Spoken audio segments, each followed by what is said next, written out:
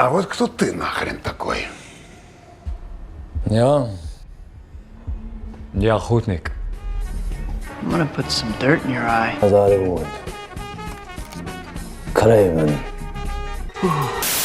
Kraven the Hunter.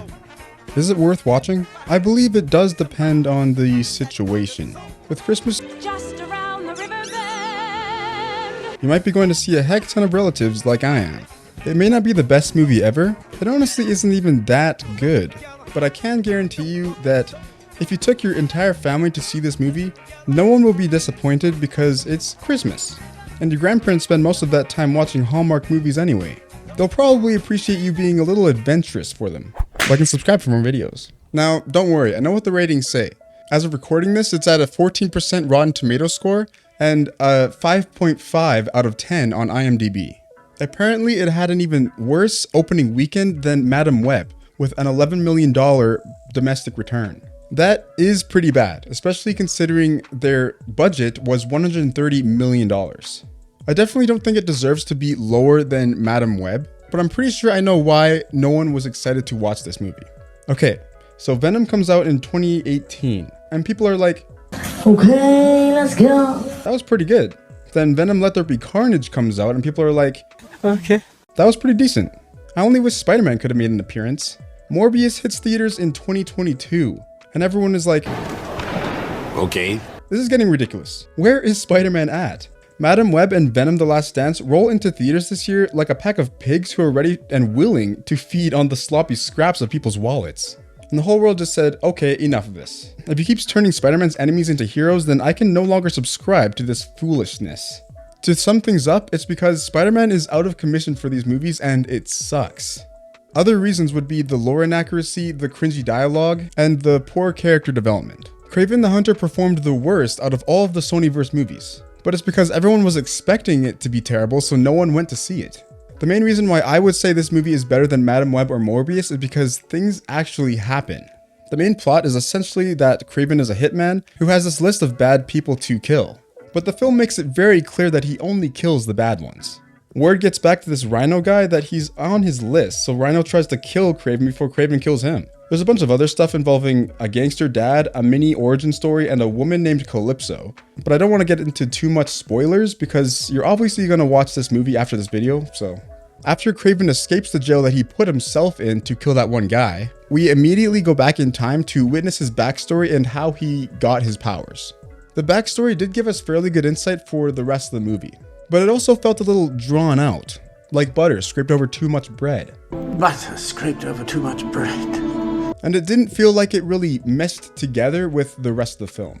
The plot in the first half and the second half of the movie feel disconnected and discombobulated. I think it's because of the amount of origins we need to swallow down our gullet before we get to the rest of the movie, what actually happens. I really feel like they should have just spliced the backstory into tiny little pieces and just spread it throughout the entire film to make it a little bit more digestible. They could have used it as a device for a plot twist at the end, but instead they just let it rot away in the catacombs of the first half of the movie.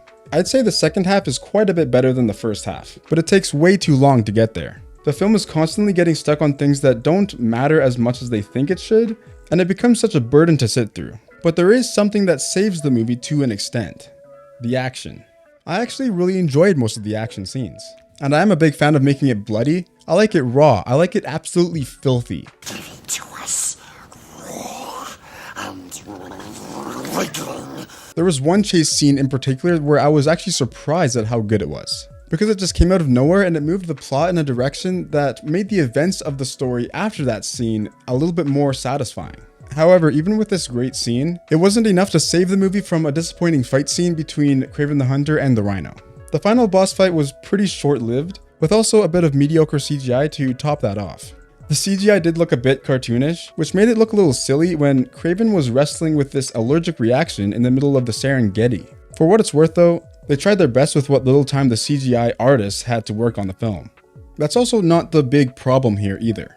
This movie just has too many villains that just do not need to be here. This movie at times doesn't really feel like a Marvel adaptation. It feels more like your average Hitman film with a little extra flair. Whenever he tracks people down, all he ever says to them is, well, hunting is sort of my thing. So, there you go. without giving us a single explanation as to how he does it. It's just almost like he teleports these places before they get there, and he just shows up and kills them. For example, he tracks down Calypso using only a tarot card that resembles strength. And again, he's just like, hunting people down is kind of my thing. That's how I found you. So, yeah. We do get it. We understand you're a hunter. But how in the world could he be like, oh, this tarot card resembles strength, which means this person who gave me this card is a powerful woman, which means that she's also a lawyer, which also means that she went to this funeral at this time on Saturday at 3 o'clock Eastern Standard Time. Like, it doesn't really make any sense. Kraven's half-brother Dimitri is in this movie as well. And whenever Kraven and Dimitri were seen together, they'd attempt at showing each other some brotherly love by flicking each other on the ear. They depict them as being such good friends to make more sense for the plot, but in the comics, Kraven was pretty abusive to him as well, although not as much as everyone else. Literally everyone hates this guy. I felt like the cringiest moments were when Dimitri was on screen. The Rhino, with the CGI aside, might be my favorite character, because I feel like the actor that portrays the Rhino just did a way better job than anyone else in the film. Like, he was actually trying. He may look a little too nerdy for the Rhino, but you know what? He did pretty well for his role. In the comics, the Rhino is actually pretty dumb, but looks like the Michelin Man. So these scientists thought he would be easy to manipulate when they gave him superhuman strength and an indestructible Rhino suit to enhance his powers. They went kind of a different route in this movie by making him a nerdy genius who needs to wear a backpack full of serum that needs to be constantly feeding his back, or else he'll morph into the Rhino. But he doesn't like being the Rhino because he can't stand the pain it causes him. He's essentially the Rhino that doesn't like being the Rhino. There's also one too many bad guys here, and by one I mean this guy. He's known as the Foreigner, and he, like everyone else in this movie, is also a Spider-Man villain. Him being in this movie literally takes away from everything else that is important to this movie. He's also very underutilized. Like, I don't understand why he's there. Every time he shows up in a scene, he takes off his shades and he's like, 1, 2, 3. And this move kind of paralyzes his victims for a short time so he can get behind them and shoot him. He really should just try to escape, but he instead just shoots them from behind. And I mean, that is a cool ability, but it seems like just a waste of his powers to paralyze them and then shoot them right afterwards. Like, instead of paralyzing them, he could just use some of his martial arts moves on some of these guys. In the comics, the Foreigner is described as a womanizer of sorts, constantly hooking up with Spider-Man's past flings. But it also describes him as training himself to the point of physical perfection. I don't know, this guy doesn't really give me peak human condition vibes.